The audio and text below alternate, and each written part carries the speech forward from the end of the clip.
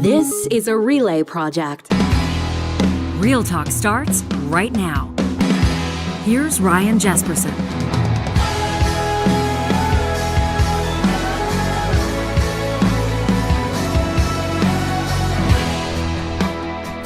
I want to welcome you to well, I suppose this is a continuation of something that we've been working on, a project, so to speak, a promise we made to you, just like we did when the United Conservative Party in Alberta was looking for their new leader. We interviewed every one of those leadership candidates, at least the ones that had a real shot, the serious leadership candidates. And when Rachel Notley announced, maybe the worst kept secret in Alberta politics at the time, that she was going to move on, that she was going to make way for her successor, the next leader of Alberta's official opposition, and of course every single person running in that role, chasing that job, wants to be the next premier of Alberta. We told you we were going to talk to every one of those candidates. And today, that trend continues. That promise is kept right here on Real Talk. We're going to be sitting down with Labour leader Gil McGowan in just a moment. The coolest part about this one is that Gil hasn't even really announced his candidacy yet. He let everybody know, I think about a week ago, he'll let us know in a second, that he had his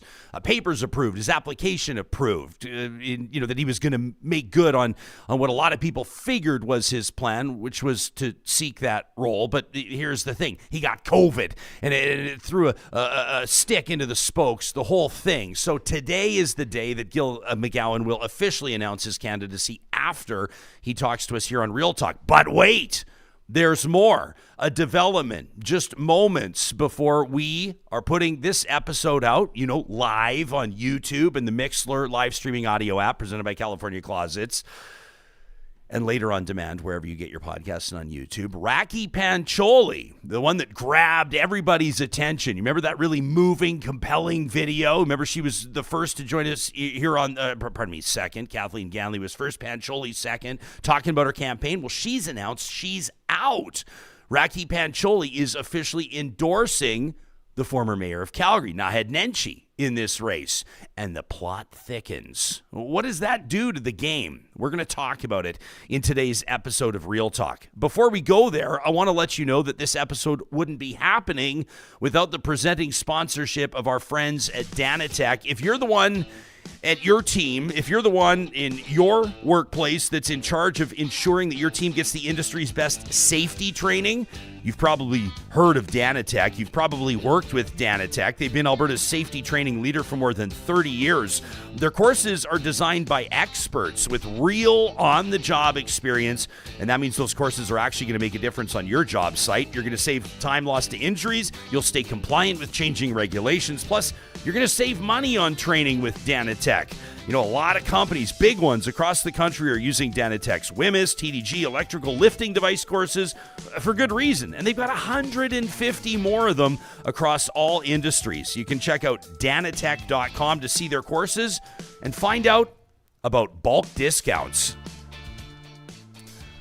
He's the president of the Alberta Federation of Labour. If you pay attention to politics and political stories in Alberta, you know our next guest well. Gil McGowan joining us just about an hour before you officially announce your candidacy for the leadership of the Alberta NDP. Thanks for making time for us in studio. And thanks for having me. Yeah, probably the last thing you want as you come hang out here is Rakhi Pancholi. I don't think she's trying to steal your thunder, but everybody's going to be talking about that right now, her pulling out of this race. How has the game changed? How are you processing it as a candidate?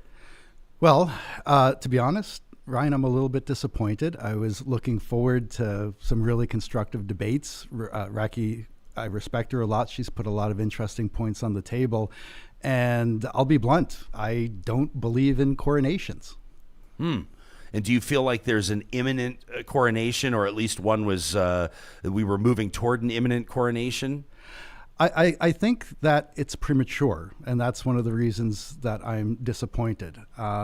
It's, from my perspective, and one of the things that I'll be saying at my launch today, I feel like the New Democrats have a political problem, and Alberta has an economic problem. And I think as a candidate for the leadership, I think I'm well suited to deal with both of those problems.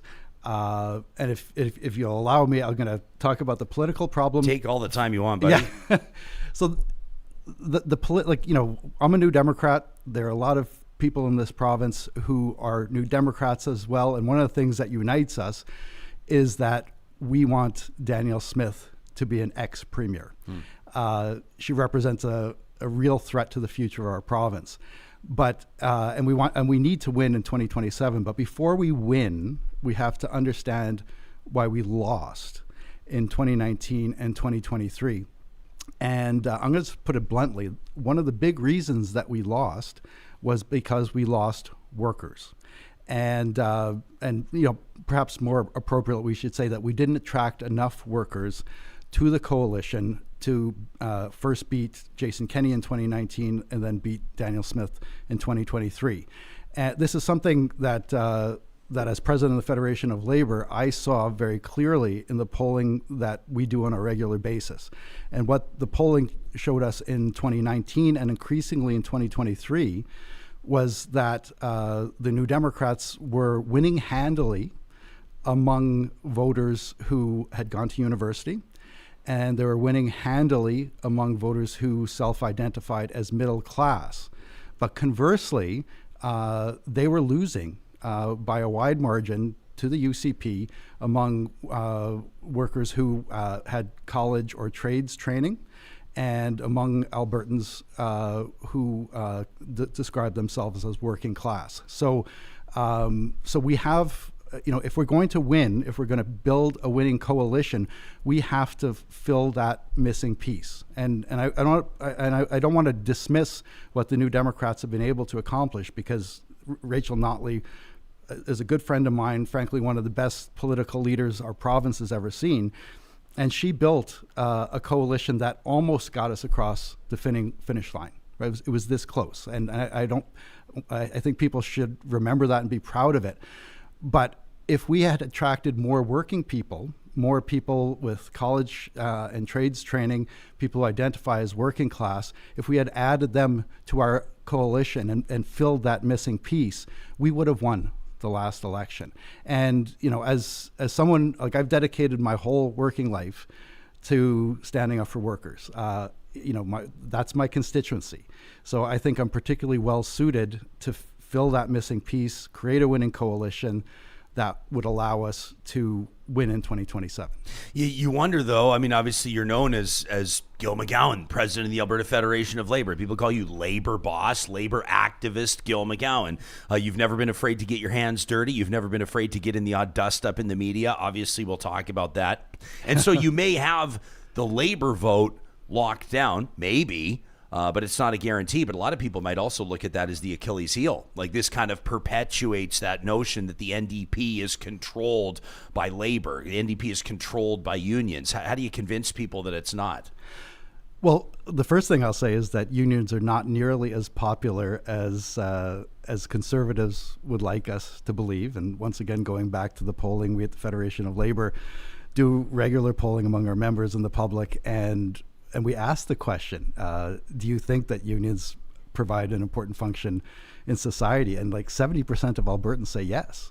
And that might be surprising to you, but I think what they like is seeing people standing up and pushing back for working people. They like people see organizations pushing back against hostile employers, conservative governments, and most importantly, they like having someone in their corner. So far from being a negative, I think it's a positive. People know me; they know whose side I'm on, and they've seen that I actually deliver as a labor leader.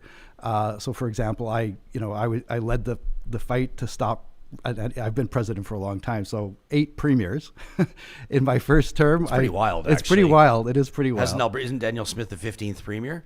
Yeah, I'll fact check that. So but I'm pretty sure she is. Ralph Klein was at the end of his tenure when I was first elected, but as a leader of the Federation of Labour and a leader in Alberta civil society, I helped lead the push to stop his so-called third way in healthcare. I helped lead the campaign to stop Alison Redford from gutting public sector pensions. Under the Notley government, I was the chair of the Energy Diversification Advisory Committee that made recommendations for diversifying within our oil and gas sector that were implemented both by the NDP and the UCP, I might add. And that sort of leads to the second point. Like I said, that I'm in a unique position not only to help the New Democrats deal with their political problem, which is missing workers and adding them to the coalition so that we can win in 2027, but the provincial problem is economic. And frankly, I don't see the political class, including the NDP, talking about that problem. And the big problem, and these are the two scary words in Alberta vocabulary, and that is energy transition.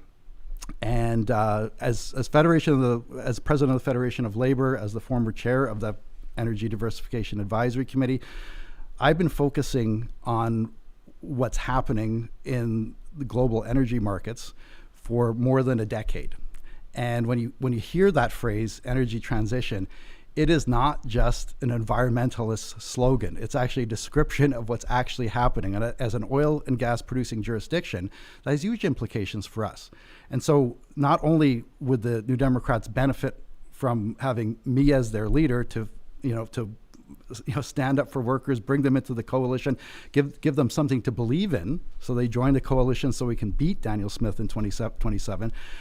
But it's almost like the title of your show, Real Talk. That's what Albertans are craving right now, real talk on the economy. And the real issue on the economy is the energy transition. No one's talking about it. It's the elephant in the room. But today, in about an hour at my launch, I'm going to release the first plank in my platform, and that is focused squarely on the economy. And basically the message is that we have to pivot our economy towards new opportunities in the lower carbon future. And this is not a radical idea. Like I know sometimes people say, Gil McGowan, radical socialist.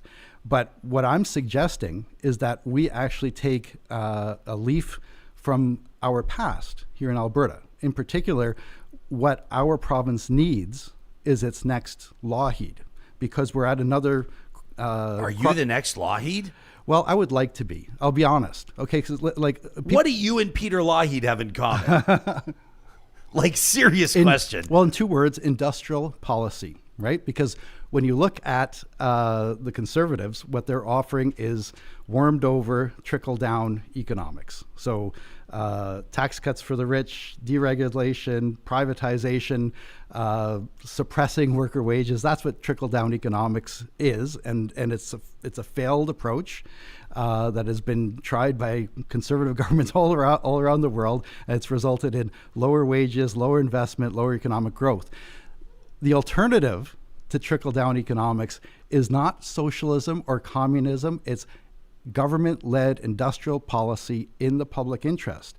And that's what Lougheed and I have in common. Because back in the 70s, when he formed what is arguably the best government that this province ever had. I would say inarguably. Inarguably, right? Yeah. And I'll say, like, a lot of my parents enthusigically voted for Lougheed. They were big Lougheed most supporters. people's parents did. That's the point. Yeah. But here's what Lougheed and I have in common, okay? Because in the 70s, we were at a crossroads. At the time when he assumed office, Alberta was facing the prospect of running out of conventional oil and gas. And he asked the question, what next? And his answer was the oil sands and petrochemicals, but he understood that the change had to happen faster than the market could do. And the incumbents weren't interested in investing. So he embraced this notion of industrial policy led by the government in the public interest. And he used a mix of regulation, incentives, outright public ownership, and investment in things like research and development to commercialize and support private. And so, and in the process, he created our petrochemical industry, which hadn't really existed before. And he expanded our oil sands industry, which was very small. And so what I'm saying is that in 2024, as a result of the unfolding global energy transition, which is real, not just a political talking point, we're at a similar crossroads, and we need to learn the lessons of Lougheed and actually pivot towards new opportunities. And so today at my press conference to launch my platform, I have a 10-point plan for the economy that starts with the realization that the energy transition is happening, that it's real, that we need government-led industrial policy, like we saw with Lougheed, to pivot towards new opportunities. And I want to point out that this is not just a relic from the past. It's happening right now. Just south of the border, the Biden administration has introduced a suite of legislation. First, the CHIPS Act, the Bipartisan Infrastructure Act, and perhaps most importantly, the so-called Inflation Reduction Act. And that's industrial policy, led by the government, partnering with business to pivot the American economy towards a lower carbon future. And I think you know about this, Ryan. The Inflation Reduction Act is an unequivocal success. It's attracted trillions of dollars of investment, created hundreds of thousands of jobs in manufacturing and supply chains, and it's allowed the United States economy to grow faster than any other Western economy right now. And so for me, right now, at this moment in our history in Alberta, the question is not, should we lead, should we follow the Biden government's lead, and not should we implement the kind of industrial policy approach that was used by Lougheed. The question is, why aren't we doing it already? Fact check, by the way, Danielle Smith, the 19th Premier of Alberta. If anybody, takes her down from the NDP, I'm talking in the next election, they'll be the 20th Premier of Alberta. We're talking to Gil McGowan, who will be announcing his candidacy after he talks to us. Gilforalberta.ca, your website, bright green, not a hint of orange. I don't know if you're sending a message there on purpose or not. There's not a hint of orange on there. Let me say, you also say, build a winning coalition. Big, bold ideas to bring worried working Albertans to the NDP. It's not the most positive. I mean, build a winning coalition, but you got the word worried right there on your homepage. Is that you putting your finger on the pulse or what? Well, it is putting my finger on the pulse. My job is to represent working people in this province. I've been doing it for the last 18 years as president of the Federation of Labour, and before that, I was an activist in the labor movement. So I know working people. I come from working people, I represent working people, and I'm here to say that they are worried. They're worried about their wages, they're worried about the rising cost of living, they're worried about the economy, they're worried about paying the rent, they're worried about their mortgage payments, they're worried about healthcare and education, they're worried about their pensions, and they're worried about what the future holds for their kids. And so there is a palpable anxiety which conservative politicians, including Danielle Smith at the provincial level and politicians like Pierre Poilievre at the federal level, they're turning that anxiety into anger, and then they're using that anger to fuel their political campaigns. But what I'm saying is that the New Democrats have an opportunity, and I would say it's a necessity to win more working people into the coalition if we want to win the next election. And the best way to win worried working people is to actually provide them with solutions. And I'm just going to mention another pollster. Okay, so Janet Brown, you've had her on your show. Yeah, she's great. She's great. Sort of the most eminent pollster in Alberta with the best record. In the lead up to the last provincial election, she did what a lot of pollsters do, that she sort of gave labels to different groups of voters. And one of the labels that she gave was what she called the overburdened middle. I'm trying to remember it was low bandwidth. That's what she called the low bandwidth middle. And what she was talking about are working people who work one or two jobs. They're trying to put food on the table. They're worried about paying their mortgage. They're worried about their kids. They're busy with work and family and community obligations.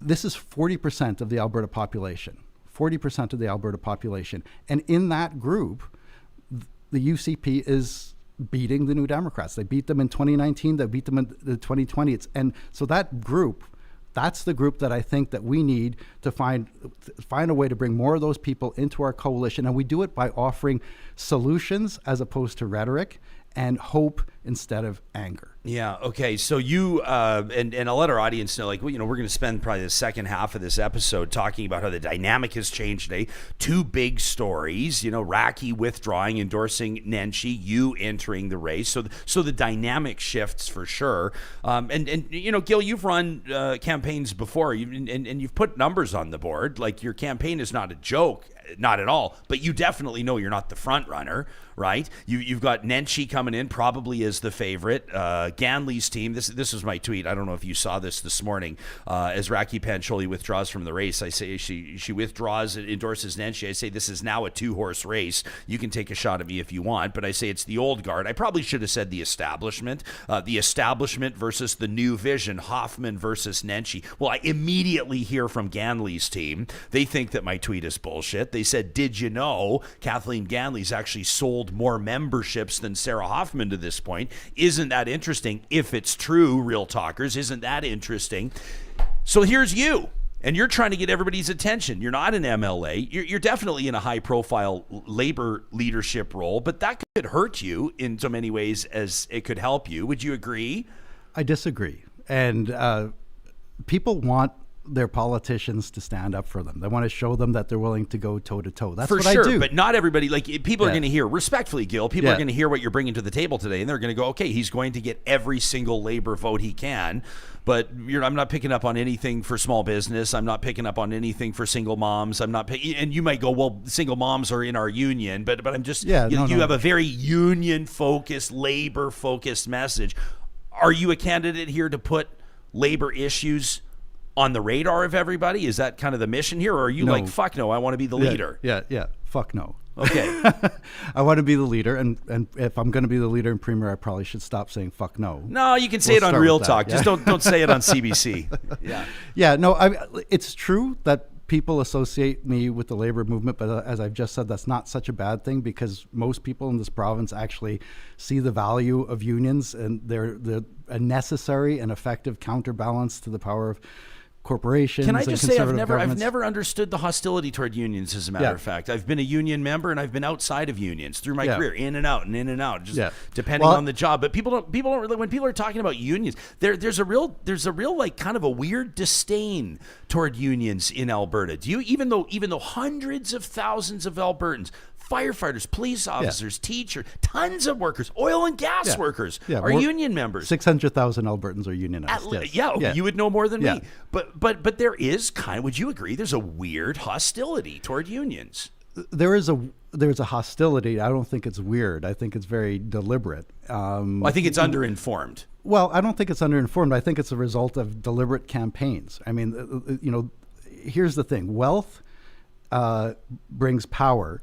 And the people who are wealthy like their power. The only counterbalance to that power is ordinary working people pulling together and building collective power. And so the wealthy have an interest in discouraging ordinary people from pulling together, because that's a counterbalance to their power. So there is a fear among those the wealthy and powerful, of workers coming together, realizing that they have power and using it together. And the best mechanism for workers to organize and to use their power and to provide that counterbalance is through their unions. So there's been a multi-decade effort to demonize unions, and most of the talking points in this campaign have come from employers who are self-interested, and frankly, so they've repeated over and over again for so long that has become deeply entrenched. And so, like, it's probably a lot of people don't even realize where these stereotypes come from, but they become embedded, right? So I don't think it's weird. I think it's the result of a deliberate campaign, and I think it's because they're scared of us, right? So, but to your point about is my campaign just about unions? First of all, my campaign is primarily about workers, and I make no apologies for that, but think about it. I mean, in the Alberta economy, almost everyone are workers, right? I mean, so you've got a thin layer of corporate CEOs and corporate managers. You've got a slightly larger layer of small business people. But if you look at the Alberta economy, most people work for a living. They might get an hourly wage, they might get a salary, but at the end of the day, they're workers. So I make no apologies for saying that my priority will be workers and putting them at the center. That's the majority of our population. And to just further on that point, I mean, what I'm putting on the table is actually an economic plan to pivot our economy towards new opportunities in a lower carbon future. That is not a strictly labor message. I think it's a necessary labor message, because I'm saying it as a labor leader. I said this earlier, but I spent the last 10 years looking towards the horizon. I've spent the last 10 years meeting with our members, meeting with economists, trying to understand what's going on in global oil and gas markets. And I've done that because when people talk about the economy in Alberta, we're really talking about oil and gas. I mean, it's the beating heart of our economy. It's the thing that drives our investment. It's the thing that drives jobs. And as someone who represents working people and someone who wants to lead this province, like the title of your show, we need to have real talk, straight talk, and we're not doing anyone any favors by sugarcoating this. The reality is that King Oil has a competitor for the first time in its history, and that competitor is low-cost electricity. And so it's not a question of if there will be a transition, it's when. And when it happens, demand for what we produce is going to go down. So in order to make sure that we have prosperity going forward, A, we have to acknowledge that it's happening, and B, we have to have a plan to maintain our prosperity in a world that's changing fast. I don't see anyone in our political class, whether it's the UCP or even the NDP, being this blunt and this straight, and that's what we need. Because not only do we run the risk of being left behind if we're not prepared, but this could flatten our economy. And we there's an object lesson. We saw a hint of this in 2014, right? You remember the price of oil was up at $120 a barrel. It collapsed to about $20 a barrel in the course of about 6 months. And why did that happen? Because the global supply-demand balance shifted by about 2%. And it was because our biggest customer, the United States, had started fracking. They had the fracking revolution. They went from producing about 5 million barrels of oil a day to 12. And so they became our biggest competitor rather than our biggest customer. And there was a glut, drove the price down. That was a 2% swing in the global oil and gas oil demand balance. And what we're talking about here, 50% of oil and gas globally is taken up by road transportation. Every country in this world is now moving to EVs. So the demand is going to, like right now, it's about 104 barrels per day, could go down to 90, 80, 60. That's going to devastate price, which will devastate investment, which will devastate jobs in this province. So I don't understand why no one in our political class, whether UCP or NDP, are talking about this. Because it's going to happen whether we like it or not. Lots of people are talking about it. We talk about it on the show all the time. I think people are aware of it. But what people are going to want to hear from you as a leadership candidate is like, what's your vision for Alberta? Not with like big industrial policies and things. And I that's exactly what's needed. That's exactly what's needed right now. But like, take a look at the playbook of these other candidates. And I'm not saying you have to follow their playbook, but they're talking to like people that voted Conservative last time, people that didn't vote last time, people that voted NDP last time. They go, we know it's hard for your families, and on a level from Monday to Friday, here's what your work day looks like, and you're trying to stretch your dollars over the weekend and still take your kids on a vacation and still be able to afford sourdough bread. I mean, this is what they're talking about, and I just don't know if this leadership. Do you think the leadership are you going to be able? How many memberships do you have to sell to win this thing? Do you think 40,000, something like that? Yeah, it's hard to say. But are you going to sell 40,000 memberships with this? Do you think? This is just the beginning. I know. But I get one shot to talk to you. This is actually just one of my criticisms of Naheed, who's the front runner. I think he came on your show, or maybe it was, I can't remember who it was, but he's been telling journalists like yourself, who ask him, "What's your policy?" And he says, "Well, I don't want to make promises that I can't keep," which I think is a little strange and amusing, coming from a guy who's famous for saying that he does politics in full sentences, but apparently he doesn't do politics with full policy. So yes, he's a celebrity. Yes, he's getting a lot of people who already voted for the New Democrats or would have voted for the New Democrats excited. But that's the problem. The people who didn't vote for him, the conservatives people who had voted conservative before, people who maybe didn't vote at all, will they come and vote for him? Our polling suggests that there's a big hole. There's a whole bunch of these worried working people, college educated, tech school educated, tradespeople. They're voting overwhelmingly for the UCP. Will they be attracted back to the NDP by Naheed Nenshi's celebrity? Will they be attracted by Naheed Nenshi's promise? Say, I trust my values. I won't tell you what policies I'm going to implement, but trust me, I'm a nice guy.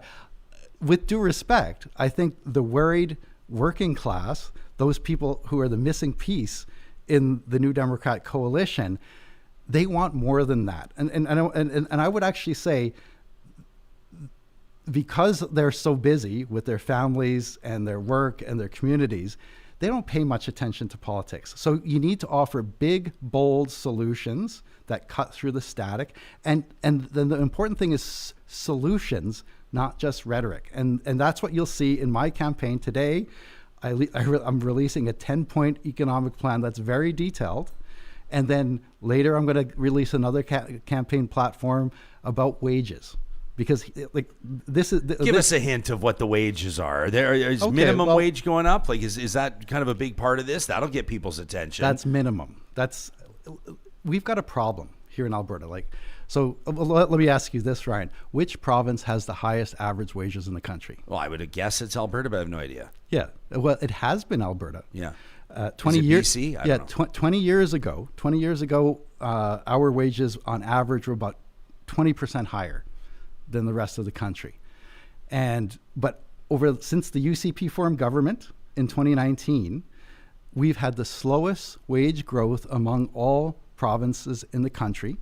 And as of last year at this time, we were just hanging on to our bragging rights as the highest wages in the country. But just over the last few months, we have lost the lead in terms of highest wages in the country to both BC and Ontario. And I've actually written about this, and I argue that this is the result of the fact that the UCP has essentially been imposing a wage suppression strategy in this province. They haven't increased the minimum wage in 5 years, even during a period of the highest inflation since in the last 40 years. They've introduced laws that make it easier for employers to avoid paying overtime for overtime hours worked. They're suppressing wages in the public sector. They're making it harder for people to join unions in the private sector so they can negotiate for higher wages for themselves. This all adds up to a wage suppression strategy. And so Albertans need a raise, and I'm going to lay out a path for them to get one. So I'm talking about the economy. I'm talking about wages. I will be talking about healthcare and education. I'm also going to be talking about building climate resilience in this province. So while Naheed Nenshi is riding on celebrity and saying that he's not going to make promises that he can't keep, I'm going to lay out a vision that is not just a labor vision. It's a vision for our economy. It's a vision for an economy that puts workers at the center, yes, but those are the majority of Albertans. And that's the missing piece in the New Democrat coalition. So if we can attract even a portion of those working people, worried working people who voted for the UCP last time, add that to the New Democrat coalition, that is the winning formula for the New Democrats in 2027. Yeah, I mean, I wonder if the math doesn't work, because when you add this faction, you lose that faction. It'd be interesting to see on the other side of this break. I want to ask you how you think the NDP lost workers in the first place. I think the dynamic, I'm not a political, I'm not a politician. I'm not a strategist. I've never been a candidate in any race. I'm just a guy. Yeah. And my thought on this is that the leadership race is a popularity contest. The leadership race, celebrity does matter. And you have notoriety, you have name recognition. You are leveraging that. But I think at this point, and of course everybody wants to know policy. I want to know policy. I want to know, like, what's Gil McGowan going to do for people that can't afford housing right now? What's Gil McGowan going to do for people that can't afford the groceries they used to buy? But at the same time, people are and looking. I will have a plank for that. Yeah, of course you will. You better. But of course you will. Well, you say I better, but well, I wish everybody better. But none of them are. But here's and that's a fair criticism, Gil. And keep throwing those bombs, obviously, and I know you will. But people are looking at this, and this is how the average person is talking at coffee shops and pubs. They're going like, who can beat Danielle Smith? And then they're not looking at, like, and I'm contradicting myself here because I'm saying you need policy, and then I'm saying people aren't looking for it right now. But nobody's going, what's Naheed Nenshi's policy on provincial income tax? Or like, what did he say about the minimum wage? Because they don't know yet. But right now, people are just looking at it like, who can take a run at Danielle Smith? And at this stage in the race, that's what people are going to be asking you. Like, what's your game plan to take down the premier? What's your game plan to beat her in the debates, to beat her on the doors, to beat her in the next election, right? We'll go there with Gil McGowan in just a second. He's joining us before he's officially announcing his campaign. This conversation is presented by Real Talk partners like our friends at Kubi Renewable Energy. Hey, we're talking a lot about employment right now. We're talking a lot about jobs. Kubi is looking for people across sectors. If you're a journeyman, if you've got your ticket, if you're an electrician, maybe you're an apprentice, maybe you work in HR, maybe you're an office manager, maybe you're great at sales. They're looking to fill all of these roles as they continue to grow and reshape the energy portfolio in Canada. They've got new offices in Calgary, Lethbridge, a beautiful one in Kamloops, proudly headquartered out of Edmonton. They keep the pace fast and the beer cold, and they'd love for you to join their team. Check out the careers link at kubienergy.ca today. Speaking of groceries, our friends at Friesen Brothers, coming up on 75 years since they were founded by the legendary Frank Loveson, they're still family owned. And for them, tradition is all about getting family around the dinner table. They know that your family is working hard to stretch those dollars, and that's why the first day of every month, the next one coming up April 1st, groceries, $75 or more, are 15% off at every Friesen Brothers. Plus, they've got Easter dinner prepared by their Red Seal chefs, ready for you to pick up, pop in the oven, and serve to your guests. No work involved. It's a perfect solution. Check out cateringbyfriesen.com.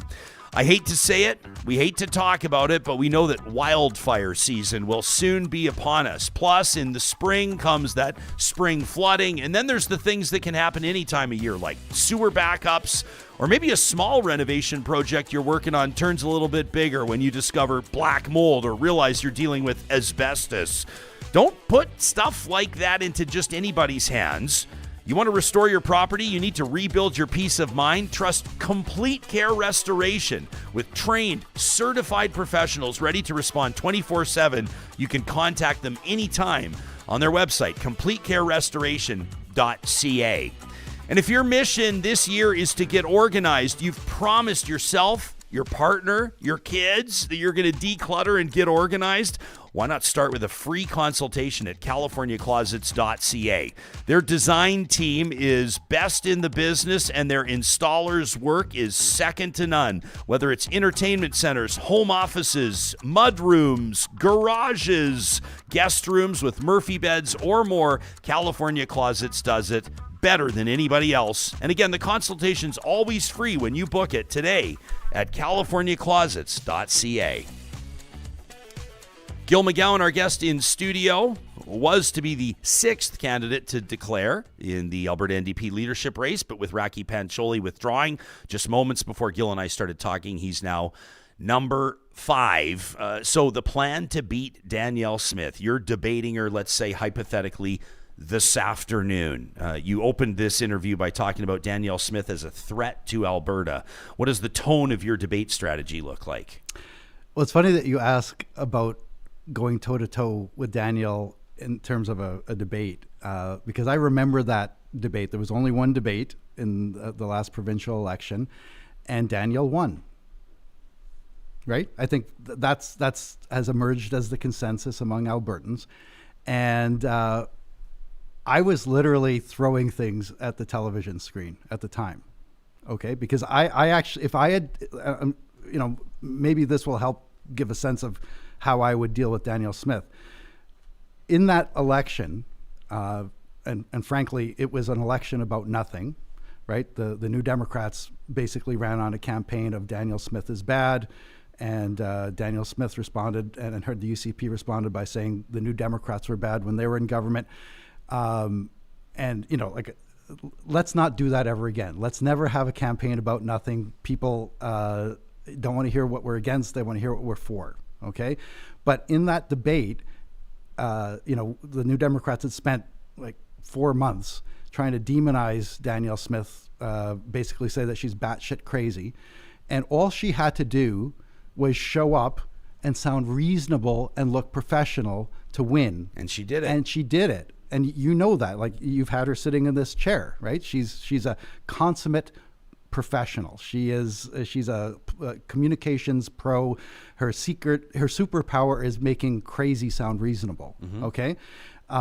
Everyone knew that about her. So Rachel should have started with her opening remarks and said, you're going to see a different Danielle Smith in this debate. You're going to see someone who is poised and polished and professional. You're going to see someone who's trying to reassure you with her words and her tone and her body language.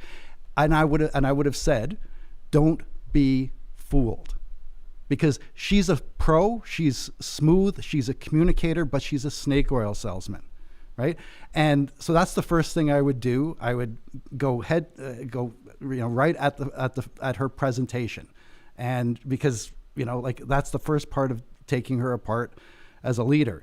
The second thing is just, I mean, look, she has a record now, right? And she has a record of lies and deception, right? Almost everything that she's been doing since becoming leader, winning the last election, are things that she either never mentioned in the campaign or actually promised not to do. So she never mentioned that she was going to impose a ridiculous and outrageous moratorium on our renewable energy industry.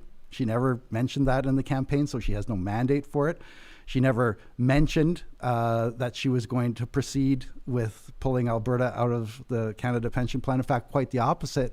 When asked, she said she wasn't going to do that. She never mentioned that she was going to try to introduce partisan politics into municipal elections. So one after another, she's doing things that she never promised, never had a mandate for. So I'd go after her veneer, you know, that polished veneer, and you know, try to pull back the curtain and show what's really going on in the background. I'd point to her record, and most importantly, and this goes back to the point that I was making before the break, we have a real problem here in Alberta, and that problem is the energy transition. And if we have a government, a party, a leader, a candidate that A, doesn't acknowledge that the energy transition is real and is going to have big implications for us, and B, doesn't have a plan for maintaining our prosperity in a changing world, that leader, that candidate, that party should be viewed as unfit to govern our province in 2024. And, like, yes, this is not the conversation that we've been having, but that's my point. It's the conversation we should be having, and I'm convinced that if we do the straight talk that you do here, that's what Albertans are craving. They're craving straight talk, honesty, and real solutions, right? And I think Albertans understand that it's better to prepare for the future than stick our heads in the sand, because that's a recipe for getting run over and left behind. Shout out to Alberta Ginger, who's thrown $10 into our super chat on the YouTube live chat. Sure appreciate that. Wonders, would Gil support public ownership in Alberta, particularly but not limited to public utilities or car insurance? I would encourage your listener to take a look at the platform that I'm releasing today. Just say yes or no. The answer is yes. And in fact, I, as part of the platform I'm releasing today, I am proposing that we re-regulate our electric power system, and that we introduce a public corporation to help run that system and help re-engineer our grid. Because, like, the future is electric. And in order for us to maintain our prosperity and to compete, we have to triple the size of our grid. That's a big infrastructure project. It's going to create all sorts of jobs. But once it's done, it's going to open all sorts of opportunities in terms of investment and job growth. We'll be able to attract businesses because of our clean electricity. But we need someone to lead the way, right? And right now we know that the power system, like this, we're the only jurisdiction in Canada with a privatized, deregulated market, and that's why we have the highest residential and commercial power rates. That's why they're basically price gouging us, because we've given them the power to do that through the privatized and deregulated market. So number one, we have to re-regulate the system. And this is not radical. This is the kind of system that we used to have before the Enronization of our system in 1990s. Every other province has a regulated system, a cost for service system. That's what I would go back to. I would bring back a public power corporation to deal with the big utilities and put them on regulated rates.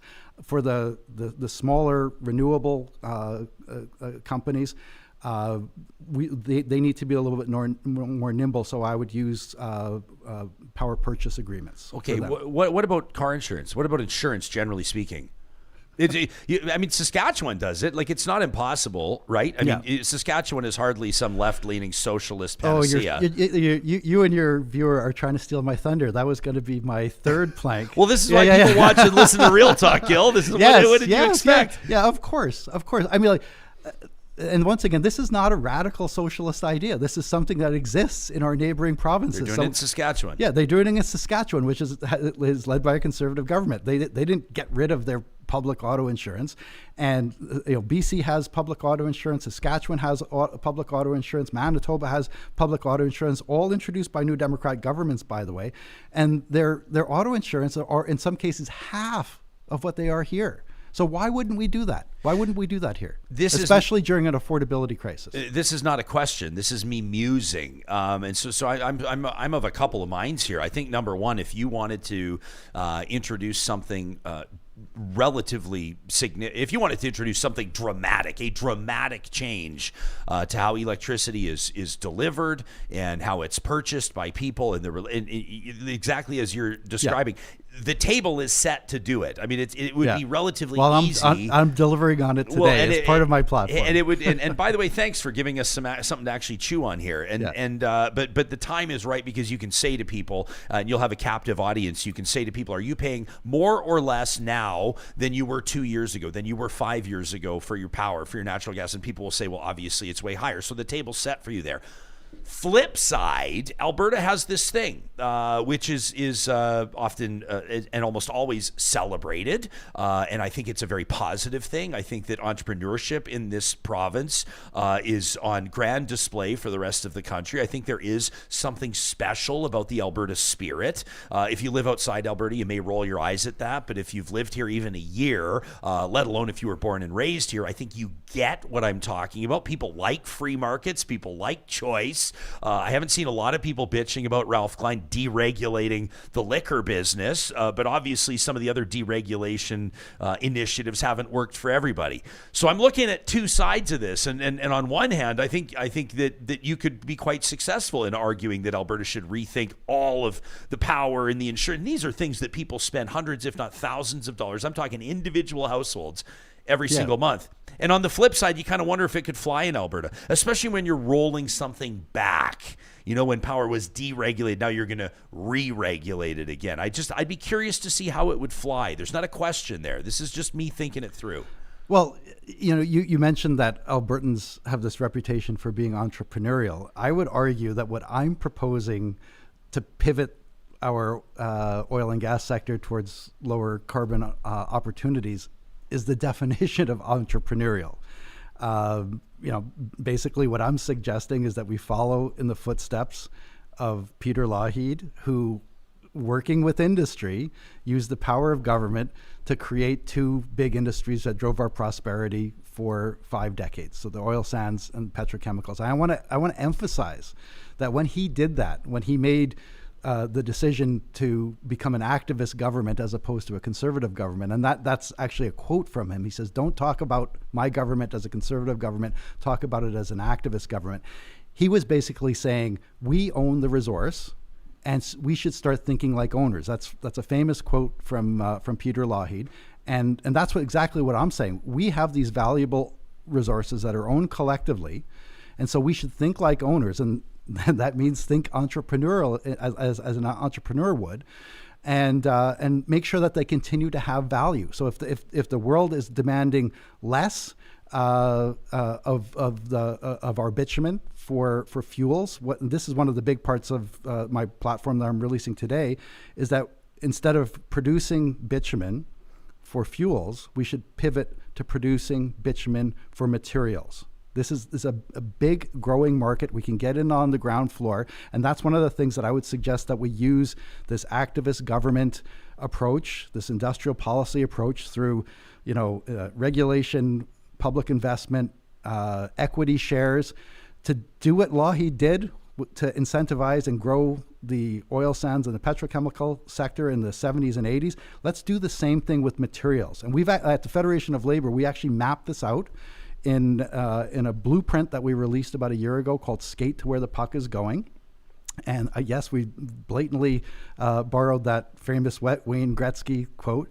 That's okay. Yeah, Don't they say genius steals? Yeah, genius steals, and we stole that. But Albertans know where the puck is going, and it's going to a lower carbon future. So there's going to be less demand for oil as fuels, but we can replace that demand by pivoting towards materials. And that would be a win-win-win scenario, because it would be a win because we own the resource.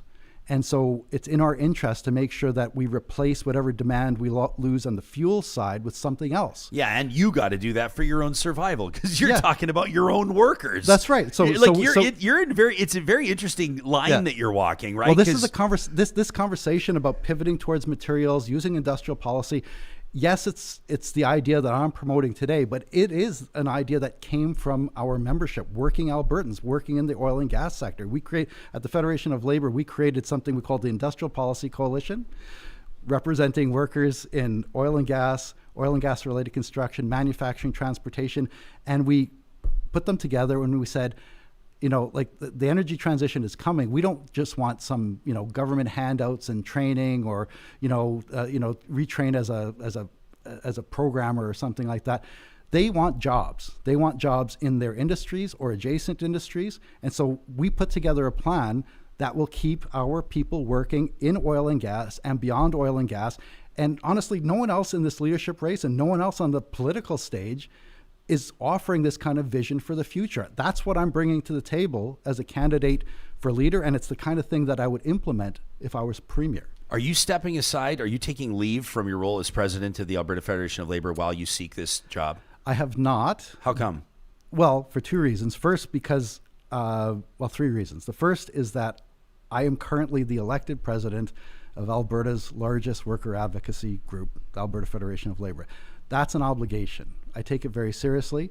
So, and we've got all sorts of things on the go and we're a relatively small organization. So lots of stuff won't happen if I step away entirely. That's the second reason is that a lot of the stuff that I'm running on is the stuff that we in the labor movement and the broader Alberta civil society have been talking about for years. So there is no inconsistency in most of the stuff that I'm going to be championing, whether it's pivoting the economy, using industrial policy to create jobs and prosperity, giving Albertans a raise, protecting public health care and education. These are all the things that I've stood for as president of the Federation of Labour. I don't know what people think I've been using my time for, but that's what I've been using my time for. And then there's a more pedestrian reason. I'm not rich. Naheed is rich, by his own estimation. I mean, he's done very well for himself.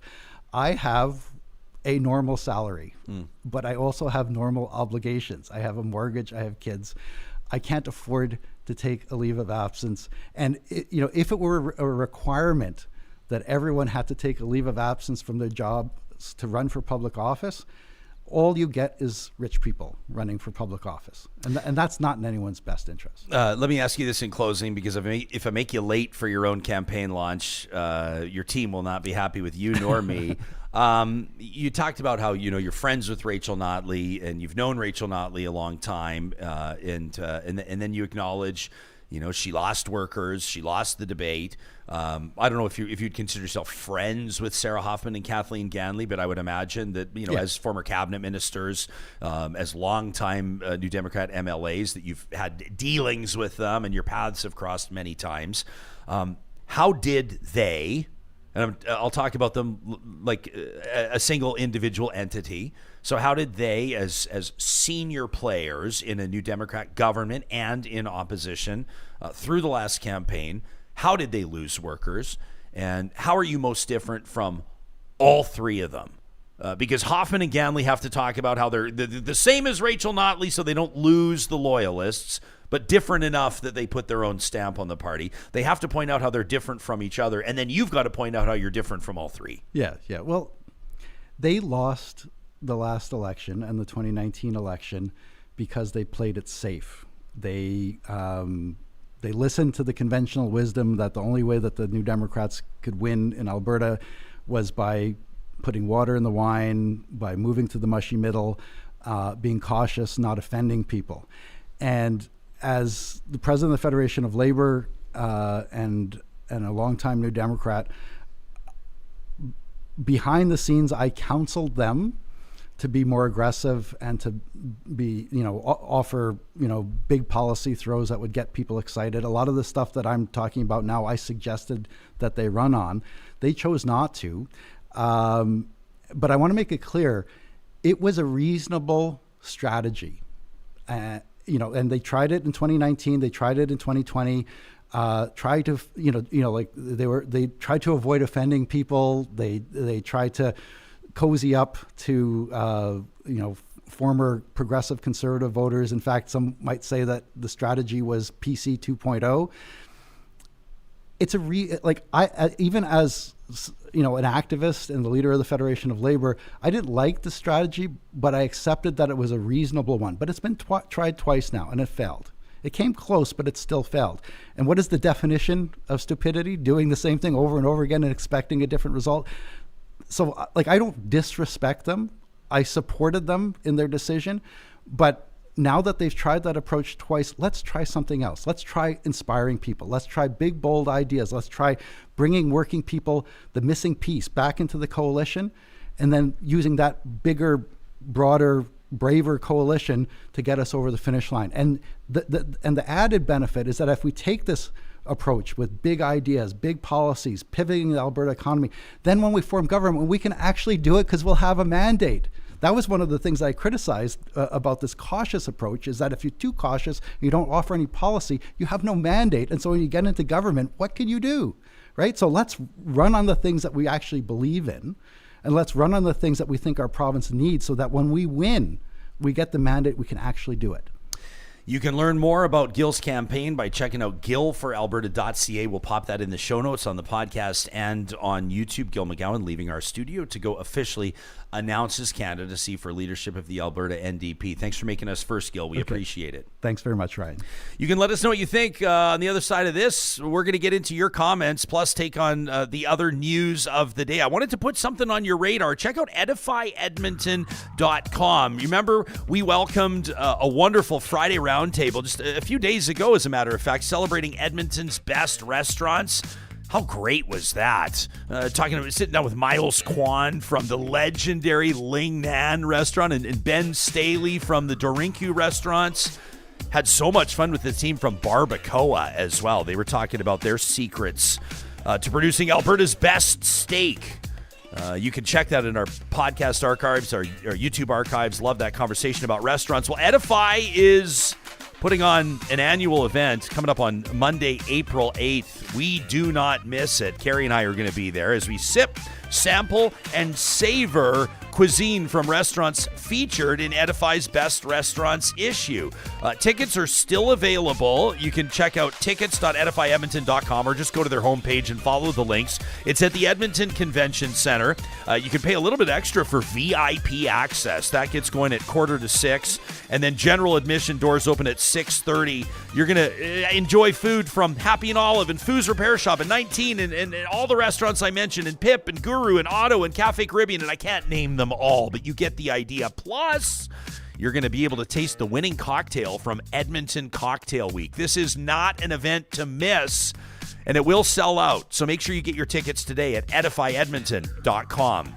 If you're looking at bringing your outdoor space to life this summer, I'm talking front yard, backyard, hey, could even be the landscaping around your business. You're going to want to take a minute to check in with Eden Landscaping, a custom landscape builder with more than 20 years of on-the-ground experience in Edmonton and surrounding area. They're problem solvers.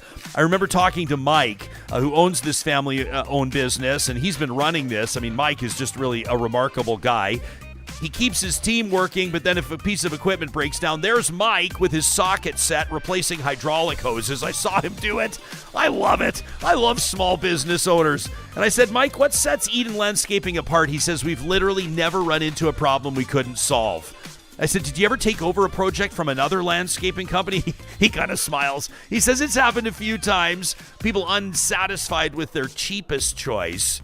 They get in touch with Eden Landscaping and get the problem actually fixed. That end result, magnificent. You can check out their work at landscapeedmonton.ca.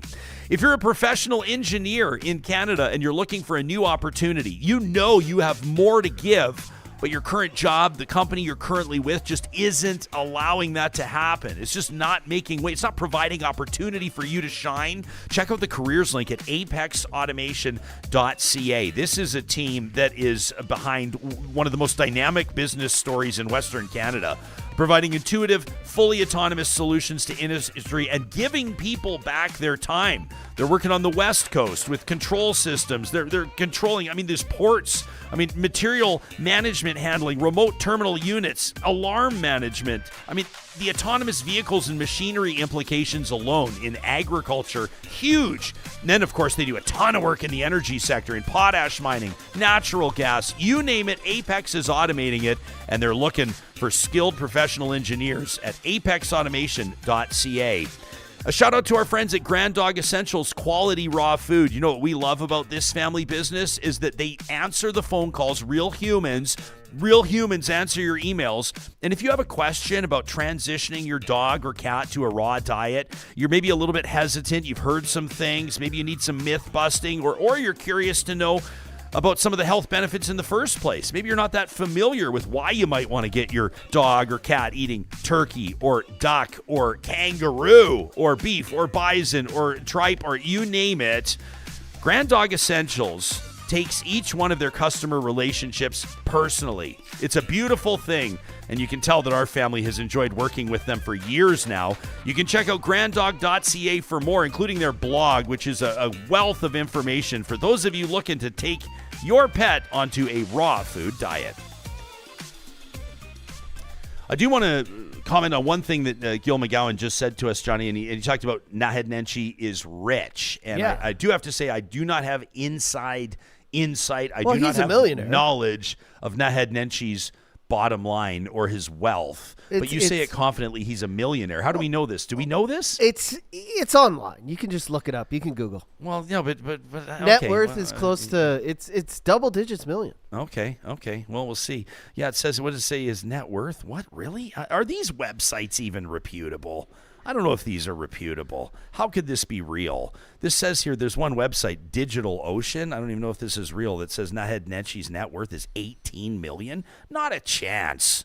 What? Salary per year, $4 million? That's not true. That doesn't even make any sense. I don't think that's true. Let's see what it says. How did Naheed Nenshi get so rich? And then there's no answer to it. It says they have frequently asked questions with no answers to them. But I don't know. I would be blown away if an academic and the mayor of Calgary was worth $18 million. That just doesn't seem right to me. I don't know. Anyway, I just wanted to make the point that I don't know if that's true, and Gil said it with confidence, and I saw a couple of people in the live chat say, Nenshi's not rich. What are you talking about there? So you got to keep in mind, like, mayor's salaries are a pittance. Do you remember we were talking the other day about salaries, and we were chatting with our Alberta Municipalities Roundtable, and we were talking to, we were always talking to politicians about salaries and how really, in my mind, politicians don't get paid enough to deal with what they deal with. So we heard from Jennifer Handley, who's the mayor of beautiful Nanton, Alberta, in the southern part of the province. And we started corresponding. I'm not going to share the entire message because it was private. But she was just letting us know she was listening to the podcast. She appreciated the conversation. This was just our most recent Friday roundtable with Tyler Gandam and Tanya Thorne, the mayors of Wetaskiwin and Okotoks. And I managed to ask Mayor Handley, I said, hey, just if you don't mind sharing, what are the politicians' salaries in Nanton? Would you have any guess? Would you have any guess? You want to wager a guess on what the mayor or the councillors in the town of Nanton would get paid for that elected official role? How many people there? Town of Nanton, I'd say maybe like 10,000. Let me check. So Nanton population. Oh, no, I was way off. It's like 2,100. Not even close. But a shout out to Nanton. Okay. They got a nice public golf course there. $65,000 a year. Okay, so you would think, right? Yeah, of course. You would think, because otherwise you would Well, go. I know that it should be like 125 to 200, but I'm guessing with that small of a population, it's probably under 100. But now you're going to tell me, no, It's going to blow your mind. It's going to blow. Oh no, not you're wrong. Everyone's wrong. We're all wrong. Because I know the mayor of Calgary makes what, like two? I don't know what they Two make. o- Mayor of little Calgary. over two. It'll all be public. It's a little over two. Of Calgary salary a little is over two. 213,000. Yeah. City councilors are making 120 grand. Yeah. Which if you're making like 45 grand and you hear somebody say 120 is nothing, you're going to tell them to pound sand. But nowadays, I would think if you're an elected official, you have to be making at least $100,000 because you won't be able to live. And it's a 7-day-a-week job, Yeah. and you put up with a ton of crap, Yeah. and there's huge implications to the work that you're doing. Yeah. Anyway, so Give me in that number. I want to know. yeah, so councillors in Nanton, and this is probably the case across many of Alberta's smaller towns and cities. Councillors are paid $12,000 annually, and the mayor of Nanton's annual salary What? is $16,160,000. What? $16,000 a year to be the mayor of Nanton. So okay, if you're the mayor of Nanton, though, you own farmland. This is just your side hustle. Well, like you go to the, could you go be. make a few laws. And, Could be. Go make a few You laws. go vote or whatever every week, but like your main job is farming. So you would have to you'd have to either have wealth from somewhere else or be you can't live off or 16,000. have some sort of a situation. Maybe you have a nest egg or some sort of a trust fund, Do or they all you have live a in like a second frat job, house or you kinda? have they all live in. There's just one big house. It's a shared community. That would be unbelievable, actually. Yeah. But it just, and I appreciate Mayor Handley sharing that with us. So, I mean, and in most towns, I mean, even Mayor Gandam talks to us in Wetaskiwin. He was a volunteer That's fire not great. captain. He's a funeral director. Like, everybody has other jobs. But Nowadays, I don't know anyone who doesn't have at least one other thing they're doing kidding, to right? bring in income, no matter who they are. So there's two big stories today. One of them in politics in Alberta is Rakhi Pancholi pulling out of this race. We are going to talk about the Baltimore Bridge in just a second. Yeah. I'm trying to wrap my mind around But that. can I can't ask even you wrap my mind. personally? Yeah. Do you not think this is a little premature? Like if this is For a Rakhi to drop out? If this is a card you're going to play, hopping on Nenshi's team. Yeah. You know, they've obviously met. You know, she believes in him, whatever. And he says, okay, great. Let's announce it. Yeah. I think the strategy would be to hold that card for a little longer. Yeah. Because Rakhi's got a lot of gusto behind her, a lot of people who are really interested in her. I saw people online already as I'm checking during you're talking to Gil who are very sad that she dropped out. There's a ton of people that are going to be hugely disappointed that Rakhi dropped out of the race. I'll let Real Talkers know that obviously we have an interview request in with Rakhi, and you know she declined to join us on this morning's show, which is understandable. She's just made the announcement. Her phone has got to be blowing up, and there's a chance that we'll talk to her tomorrow. I hope that is the case, that we'll speak with her as soon as possible, and we'll ask her what's behind the decision. I don't know. Premature? I haven't looked at the rules. This is just me speculating. This is me as a civilian with a normal working knowledge. You know, I got to stay on top. I got to know what the hockey scores were last night. I got to know when my son Wyatt's next basketball practice is. So I got a lot going on. Just a guy making 16 grand a year. I'm just a guy making 16 grand a year.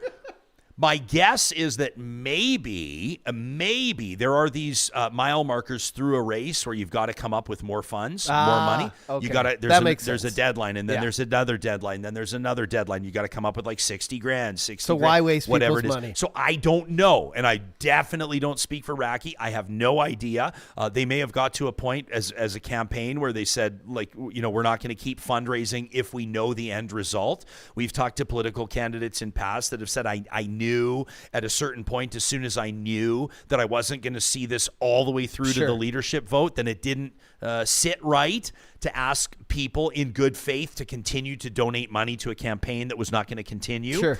And so then you might argue that the sooner the better to make the announcement. But what's particularly interesting is that, well, number one, that she drops out, because I think Rakhi is an absolutely formidable candidate. I've said it on this show before. I think one day Rakhi could be, and if she has the will, she will be a premier in the province of Alberta. You were saying this 2 years ago. I am a huge fan of Rakhi's. I didn't endorse her in this race. I'm not an NDP member. I'm not invested in this leadership race, but I do think that she brings a lot to the table. So it's interesting that she withdrew from the race. But what's particularly interesting is that she endorses the outsider. She endorses Nenshi. On the day that Gil announces, too. Like, come on. Right. But I don't even think that they were thinking about that. You don't think so? With respect to Gil, Gil's announcement was... Gil's announcement was supposed to be a while ago, and then he had COVID, and then they said it was maybe going to be this weekend, and then now it's going to be today. But Gil's campaign, I think, is going to be treated a little bit differently.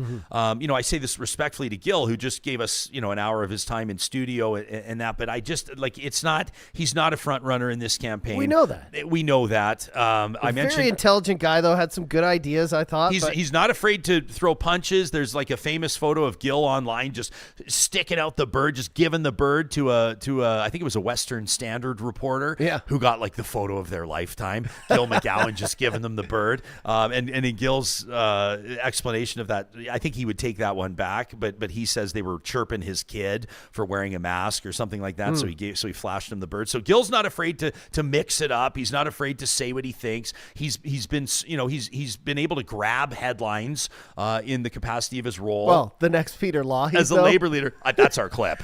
That's the highlight. As soon as he said it, I was like, what's Ryan going to say to this? I can't. Peter Lougheed, I think, is one of the greatest politicians in Canadian history. And he is certainly, and I don't even want to hear an argument again. You may argue that, like, if you start talking about politicians that came out of Alberta, 100%. You could say that obviously Prime Minister Stephen Harper saw success as leader of a majority federal government. Obviously, Preston Manning completely changed the political dynamic, in particular conservative political dynamic. Even Notley with all the steps she took, but that's a big pedestal Ralph to push Klein. But if you're doing a Mount Rushmore of Alberta politicians, Peter Lougheed is 100%.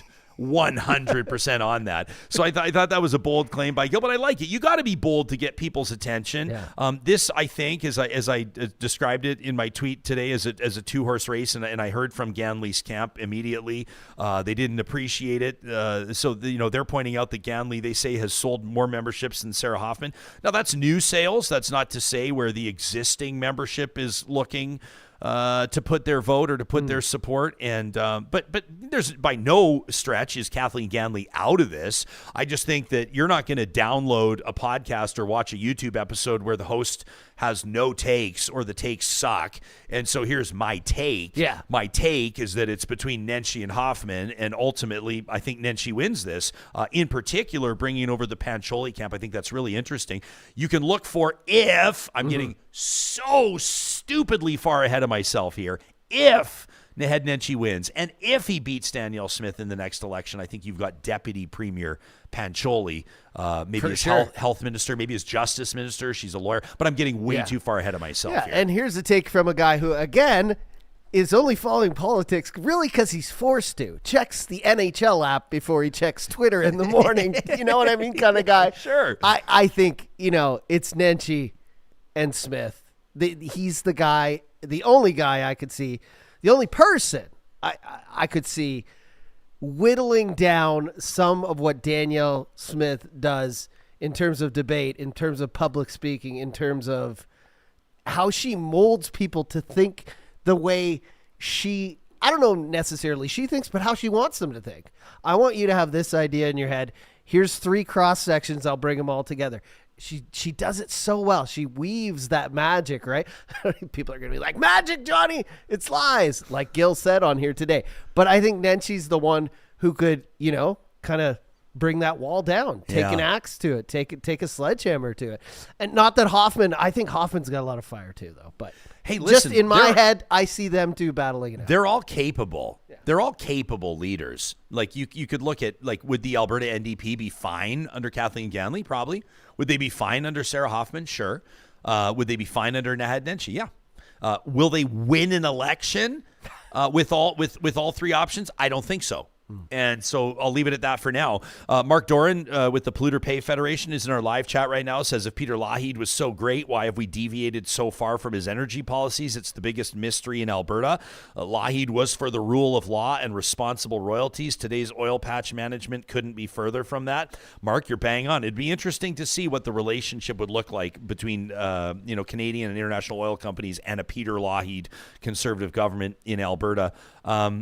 Yeah, some of you have your own takes on this. David in our chat, shout out to David. Thanks for joining us. Says this whole outsider mentality will be the death of the Alberta NDP if they want to get serious. Outsiders and growing the tent is needed to form government. Also a fresh take. David, I appreciate you explaining that because I was about to pounce on your first sentence. What I think David means, obviously, is the anti-outsider mentality. In other words, seeing Nenshi as the outsider, as someone that's outside the establishment. While it is true, it's not always necessarily a bad thing. But you're also going to guarantee that we can get emails to talk@ryanjesperson.com, maybe a fit for the flamethrower every Friday, presented by the DQs of Northwest Edmonton and Sherwood Park. Your hot takes, your hand grenades, so to speak. Talk@ryanjesperson.com, where people will write in longtime party members with the NDP, longtime supporters, people that were there volunteering and knocking on doors when they had 4 seats in the Alberta legislature before they were government, before Rachel Notley was the leader. And they're going to say, Jesperson, you don't have our best interests in mind. You don't know shit about the way that the machine operates, the way the machine works. You haven't sat in the constituency association meetings. You don't serve time on the board. And guess what? You're right. And so maybe you have a different take on this. Maybe you have a different interpretation. Maybe there's a reason why Sarah Hoffman is a way better choice than Naheed Nenshi. But I just look at this as ultimately, as the leader of this party, a leader of any party, what is your ultimate job? Your job is to win an election and form government. And that has to be the focus and the only focus of people that are going to be voting in this leadership race 100%. And picking the leader. And more so, beating Danielle Smith, like Gil said. That is the number one thing on the list.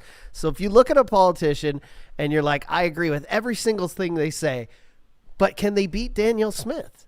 I mean, maybe you love Sarah Hoffman. Maybe you think everything she is aligned with is perfect, but can she beat Danielle Smith? And I look at Nenshi and I look at Hoffman and I just think, when Danielle Smith starts doing the thing that she does so well, I think Nenshi's the only one who can kind of tear that apart. And I'm not a huge Nenshi supporter or anything. I just feel like I keep saying the same thing. Yeah. Right? And people are making very valid and good points. Justin in our chat says, I find it really tough when media just says, we know this person isn't a front runner. Like, geez, says Justin, give him a chance. It's like kneecapping a bit. Even if it's true, saying it becomes self-fulfilling. Justin's 100% true. And Travis says, Jespo, can you please stop perpetuating the myth that Nenshi is still the outsider? I mean, Travis, he is. Like if you'd like me to just offer a bunch of caveats and put a little bit more word salad around the meat of my message, I mean, Nenshi is not an MLA. He's not been an NDP member. He had to secure approval from the committee, whoever's in charge of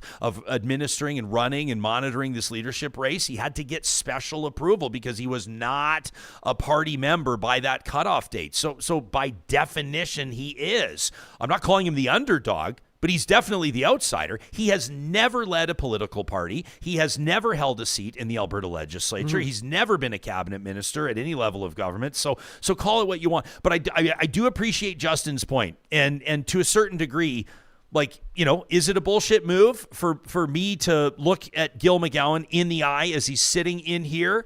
And I did the exact same thing to Jody Callahoo Stonehouse, who I adore. I think that what did I say? I said about Jody Callahoo Stonehouse like 5 minutes after our interview. The seat was still warm, and I said we need more people like that in politics. I agree. Like she has life experience. Her perspective is valid. Her roots run deep. She's just like the energy that she brings when she walks into a room. Jody knows that she's not going to win, and so why should we pretend like she's going to win in the interview? But Justin, I get it. For me to present somebody as the underdog or unlikely to win, you're right. In a way, maybe it becomes a self-fulfilling prophecy, but I have always also argued that we don't control, talk show hosts don't control the destiny. I mean, this is it. This is when you're watching hockey games and you get that one stubborn commentator that says something like, Stuart Skinner, three minutes away from a shutout, and you go, what are you doing, buddy? You don't say the word out loud. Yeah. And Gord Miller of TSN is probably the one most known for this, and he'll always say, and when he's talking, he's working with like Pierre McGuire or Ray Ferraro or whoever else, and he'll say, Skinner, or typically it's a World Junior game, so he'll some throwback to some Canadian goaltender, and he'll say, fill in the blank, working on the shutout, and then he knows how unpopular it is to say it, so he'll say, and we know, Pierre, nothing we say up here in the broadcast booth will impact what happens on the ice. And it just drives me absolutely crazy because I go, if you know you have to acknowledge that, then why do you say it in the first place? And so to Justin's point about me talking about underdogs and front runners and the like, I'll take your point. I understand where you're coming from. Yeah. I just got But it's real talk. It is real talk. Did somebody just call you a name? Well, Garth, I think he's just kidding around, but he said, you don't have to explain yourself ever, Johnny. We know you're a far left socialist. Oh, yeah. Yeah, that's right. That's right. Okay, listen, Travis says, okay, I stand corrected. I don't know. Yeah, that's fine. I mean, listen, we're just here to shoot the shit, you guys. This is how real people talk, right? This is how real people dissect leadership races and stories in the news. But today was a curveball. Like, we didn't know about the Rakhi stuff. We come in, Gil's here, he's getting a coffee, then all of a sudden, boom, things have changed. Yeah. And I thought he handled it well, but at the same time, it couldn't have been a great morning for him to come in here and sit down with I felt bad for him. You know what I mean? Bad for him. Yeah. Okay, so here's real talk. If you stick around to this point in the episode, you deserve this insight. The real story. I mean, the Gil launch is great, and for Gil's supporters, today's a big day. But like the big story in the Alberta NDP leadership race today is Rakhi pulling out and endorsing Nenshi. That's the real 100%. story.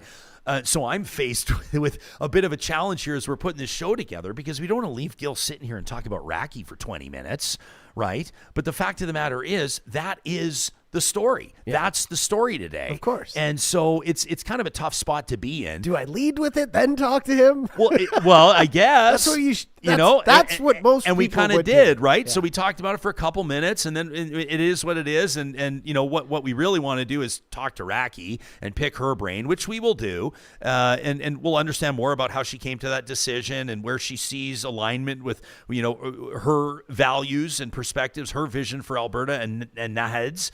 Obviously her endorsement is not insignificant. Like, she's still, keep in mind, did you think it was a fair question for me to ask Gil why he's not resigning as president of Alberta Federation? I think it's a fair question. I thought this was a very relaxed, candid interview. It was chill. I think it would maybe not have been had the Rakhi stuff not happened, but it kind of, I like that. I like how you asked a lot of things. If people go back and watch this interview, we should probably put it up just directly as a highlight because there were a lot of questions you just straight up asked him that you didn't dance around. Yeah, because he's still sending out news releases as the president of the Alberta Federation. The Alberta Federation of Labour continues to operate with its president at the helm. You can't do both. As its president is seeking the leadership of the NDP. So it's just kind of a weird situation. But the point I'm making is that these MLAs are also still at work.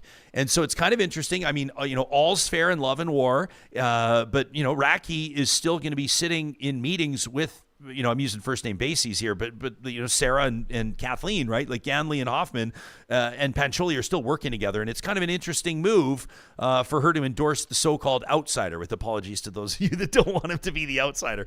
But so that's what I think is particularly interesting. Obviously, we've still got a couple of months here till they vote. They're voting basically summer solstice, mid to end of June. I think it's the 21st of June. So lots of runway here and lots to talk about. And obviously, we'll be looking to your emails and your perspectives on this as well. Johnny, before we wrap the show, Sure. You and I wanted to talk about this. I don't know what to say about this bridge collapse in Baltimore, Maryland.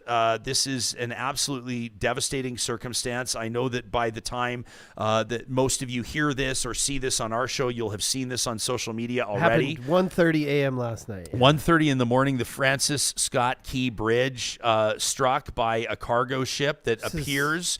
We don't know the details yet, but it appears to. You can see the lights are going out on it. Then they come back on. It appears to experience a couple of power downs, power losses. We don't know.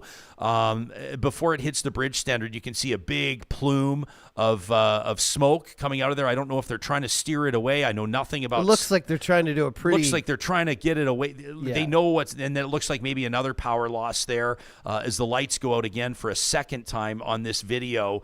This mounted camera footage of that bridge, and as this cargo ship strikes the bridge standard, which is something that I have never seen before. I don't know about you. This is, I don't know if it's unprecedented in American history, but it takes down that bridge support. And then, as you can see, a massive portion of a huge bridge comes crashing down into the water. And as we're recording this, as we speak, if you're watching or listening to this live, rescue crews are still in the water. There's right now a reported 7 people missing. You know what's just killing me, Johnny, looking at this, is that you see as this cargo ship is approaching the bridge, this is a time. The car's going over. The car's going over. And this, does this not remind you of one of our, like, this looks just like High Level or something. Does, this doesn't it? I looks know. like it could happen anywhere. He's definitely trying to avoid here. Definitely a big swoop, a big left hard turn. Yeah, we don't know, and the power going, and when you see that time lapse and the collapse of that bridge, it's just absolutely devastating. We're not going to talk numbers here. We're not going to talk about cause, because we do not know, and it's way too soon to say. We're talking to you if you're listening to this later. We're talking to you on March 26th in the morning, just about 8 hours after the after. Look at how many sections of that bridge collapsed. I'm guessing, I don't know off the top of my head, but that looks like that could be a kilometer's worth of bridge. I'm not sure exactly, but absolutely a devastating circumstance.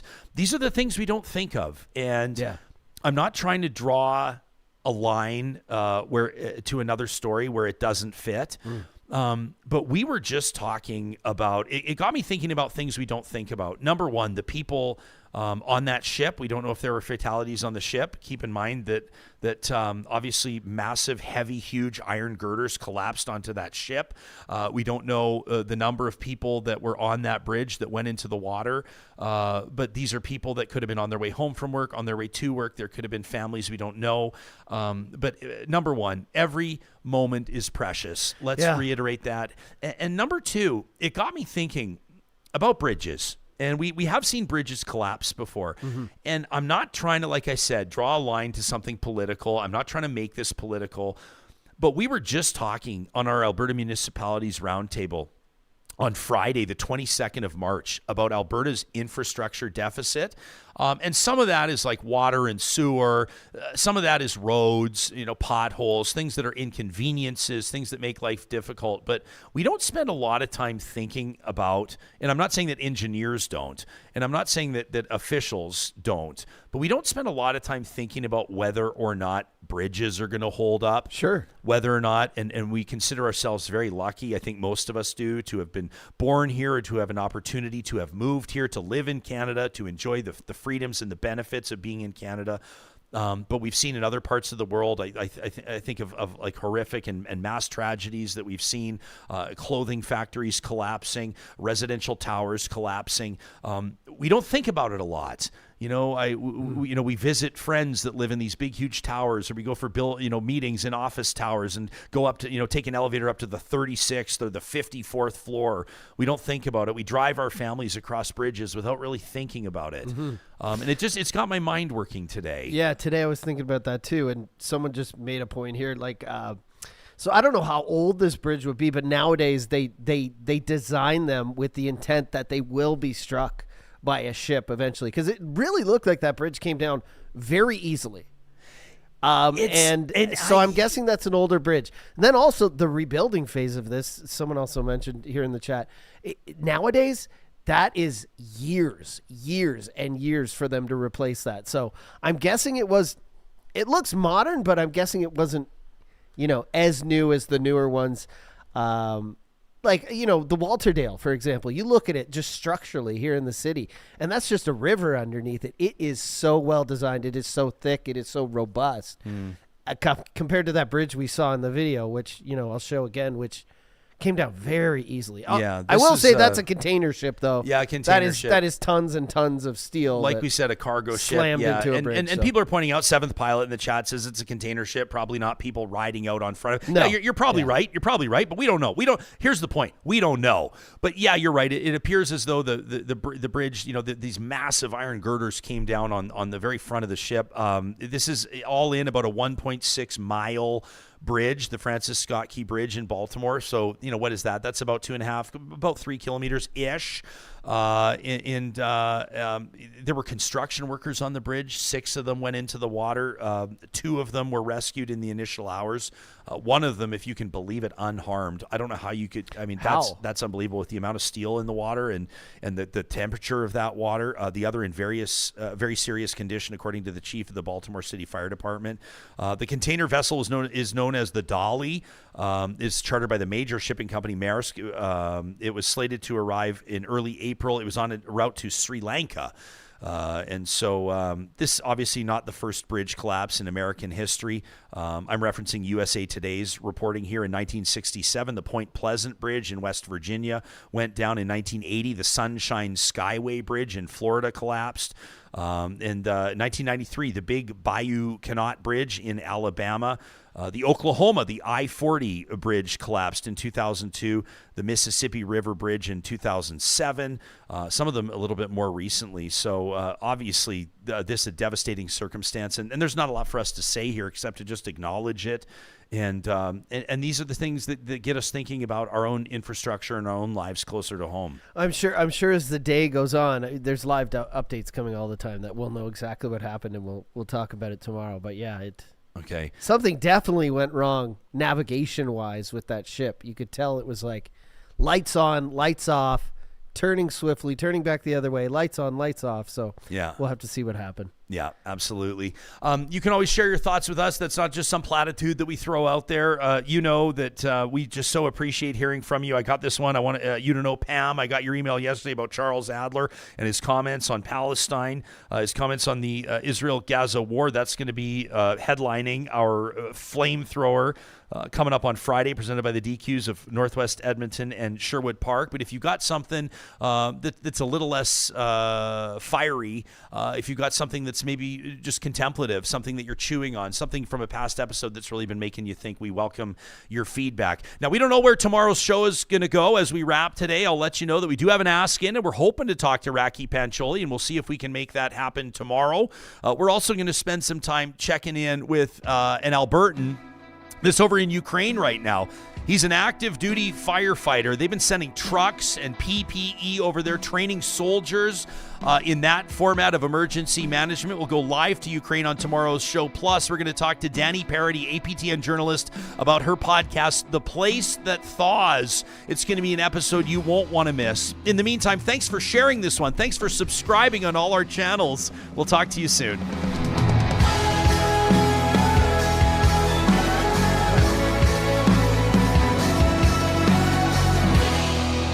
Real Talk is hosted by Ryan Jesperson, executive producer Josh Dunford, technical producer John Hicks, general manager Katie Cook-Chivers, account coordinator Lawrence Derlego, human resources Lena Shepard, website design Mike Johnston, voiceover by me, Carrie Skelton. Real Talk's editorial board is Supriya Dwivedi, Ahmed Ali, Brandy Morin, Ann Castleman, Corey Hogan,